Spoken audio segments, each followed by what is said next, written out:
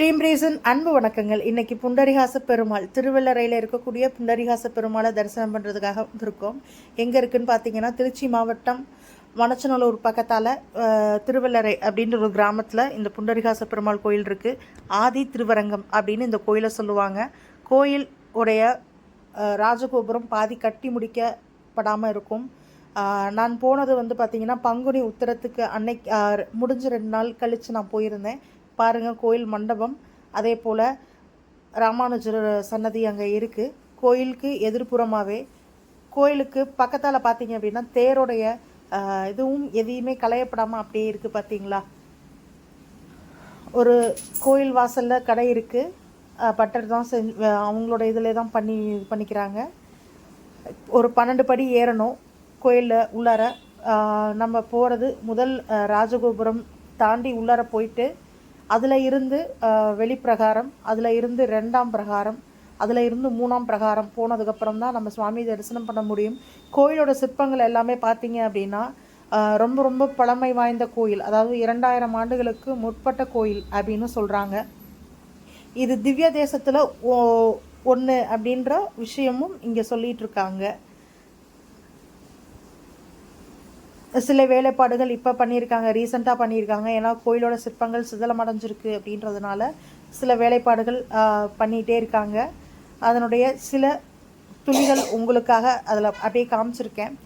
இங்கே கோயிலோட கல்வெட்டெல்லாம் பார்த்தீங்க அப்படின்னா தமிழ்லேயும் தெலுங்குலேயும் நிறைய இருக்குது.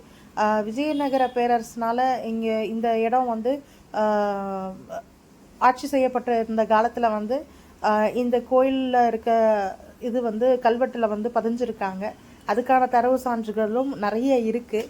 நீங்கள் பார்த்தீங்கன்னா நான் உங்களுக்கு அந்த கல்வெட்டுகளை உங்களுக்கு நான் அப்படியே ஜூம் பண்ணி காமிக்கிறேன், நீங்கள் அதையே பாருங்கள். நம்ம இப்போது முதல் பிரகாரம் முடித்து 2ஆம் பிரகாரத்துக்கு உள்ளார போயிருக்கோம். 2ஆம் பிரகாரம் போனோன்னே பலிபீடம் இருக்கும். பலிபீடத்தில் இருந்து உள்ளார போனோன்னே பெருமாள், புண்டரிகாச பெருமாளுடைய மாதிரி சிலை வெளியில் இருக்கும். அங்கே பாருங்களேன், எவ்வளோ அழகாக இருக்கார் பாருங்களேன். சிலையை பார்த்தோன்னே நம்மளுக்கு அவ்வளோ ஒரு பரவசமான ஒரு மனநிலை, ரிலாக்ஸ் ஆகிடுவோம் நம்ம அந்த இவருடைய இதை பார்த்தோம்னாவே. பக்கத்தால் இந்திரன், சந்திரன், கருடாழ்வார் எல்லாருமே இருப்பாங்க. 2 பக்கமும் யானை வந்து துதிக்கையோடு இருக்கிற போது அவ்வளோ வேலைப்பாடுகளோட நுணுக்கமாக செதுக்கியிருக்காங்க. அவ்வளோ அழகாக இருக்காங்க. நீங்களே பாருங்களேன், இங்கே பாருங்களேன், கருடாழ்வார் இருக்கார், சந்திரன் இருக்கார். அடுத்து கருட சேவை, இங்கே பார்த்தீங்களா எவ்வளோ அழகாக செதுக்கியிருக்காங்க பாருங்களேன். தச அவதார சன்னதிகளும் இருக்குது. தச அவதார சிற்பங்களையும் செதுக்கியிருக்காங்க. தக்ஷணாய காலம், புண்ணியாய காலம் அப்படின்னு சொல்லி 2 வாசல், ஒரு 6 மாதம் இந்த சைடில் லெஃப்ட் சைட்லேயும் 6 மாதம் ரைட் சைட்லேயும் வந்து வாசல் கதவு திறந்துருப்பாங்க. இங்கே பார்த்தீங்களா எவ்வளோ அழகாக இருக்குது பாருங்களேன். கல்வெட்டுக்கள் நான் சொன்னேன் இல்லையா, தமிழ் எழுத்துக்கள், பழைய காலத்து தமிழ் எழுத்துக்கள் எல்லாமே பாருங்களேன். அதில் இருந்து தாயார் சன்னதி போகணும். தாயார் சன்னதிக்கு பார்த்தீங்க அப்படின்னா அந்த விளையாடுவாங்க இல்லையா, நம்ம சின்னோண்டு பிள்ளையிலையாக இருக்கிற போது இந்த தாயம்லாம் போட்டு விளையாடுவோம் இல்லையா, அதெல்லாமே வந்து பண்ணியிருக்காங்க பாருங்களேன்.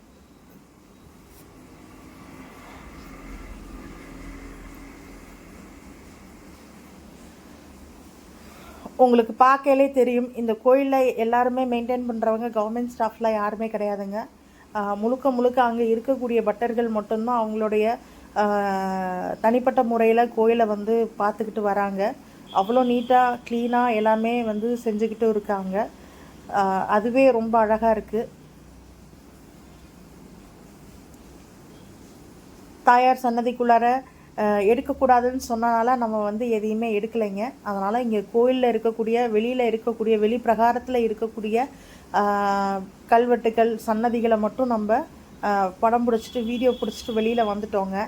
வெளியில் வந்தோடனே இப்போ நான் நேரடியாக போனது பார்த்தீங்க அப்படின்னா நரசிம்மர் சன்னதி. நரசிம்மர் சன்னதியை முடித்ததுக்கப்புறம் ஆஞ்சநேயர் சன்னதி, சக்கரத்தாழ்வார் சன்னதி, இப்படி எல்லா சன்னதிகளும் வரிசைப்படியாக வச்சுருக்குறாங்க. அதாவது தசாவதார சன்னதிகளும் வரிசையாகவே இருக்குது. அதை ஒவ்வொருத்தரும், ஒவ்வொரு பட்டர்களும் ஒவ்வொருத்தர் இன்சார்ஜ் எடுத்து அழகாக நீட்டாக மெயின்டைன் பண்ணிக்கிறாங்க. இங்கே பாருங்களேன், நான் சொன்னேன் இல்லையா உங்ககிட்ட, அந்த தமிழ் எழுத்துக்கள் வந்து கல்வெட்டுகள் இருக்குது அப்படின்னு சொன்னேன் பார்த்தீங்களா? அங்கே பாருங்களேன், எவ்வளோ அழகாக மெயின்டைன் பண்ணியிருக்காங்க, எவ்வளோ அழகாக எழுதியிருக்காங்கன்னு பாருங்களேன். ஆனால் நம்மளாலேயே அதை படிக்க முடியும்.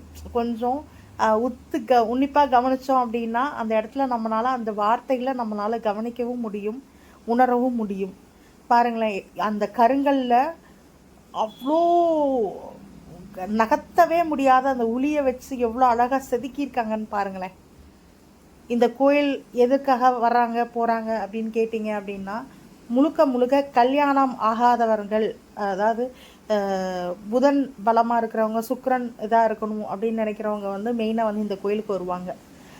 பெருமாளை வழிபட வழிபட வழிபட அவங்களுக்கு கஷ்டங்கள் நிவர்த்தி ஆகும் அப்படிங்கிறது எழுதப்படாத உண்மையாகவே இருக்குது. அது ஒவ்வொருத்தருடைய வாழ்க்கையிலும், அதாவது அதை உணர்ந்தவங்களுக்கு அது எந்த அளவுக்கு உண்மை அப்படிங்கிறது அதை உணர்ந்தவங்களுக்கு தெரியும். அது கண்டிப்பாக இந்த கோயிலெலாம் நீங்கள் பார்க்கப்பட வேண்டிய கோயில். அதே போல் அதை எந்த விதத்துலேயும் அவங்கள தொந்தரவு பண்ணாத, யாரையும் தொந்தரவு பண்ணாத, சிதலம் பண்ணாமல் பார்க்குறது நம்மளுடைய கடமை இல்லைங்களா? ஸ்ரீம் ரேசன் அன்பு வணக்கங்கள். மீண்டும் இன்னொரு வீடியோவில் நம்ம